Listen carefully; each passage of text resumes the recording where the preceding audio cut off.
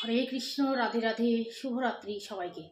তো বন্ধুরা, আমি যাচ্ছি এখন কলকাতা। আমি বলতে আমরা সবাই এই ঠান্ডার মধ্যে, তাও আবার রাত্রে, বুঝতেই পারছো, যত পোশাক পরো কমই মনে হবে। কিছু করার নেই, কাজ আছে, যেতেই হবে।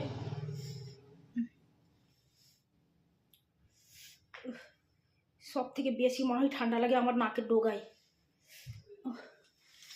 চোখ মোছার জন্য তো বর আছে, কিন্তু নাক মোছার ওটা আমাকেই দায়িত্ব নিতে হবে। তার জন্য নিয়ে নেবো একটা রুমাল। দেখা হবে স্টেশনে, বাই। যাও দিনো।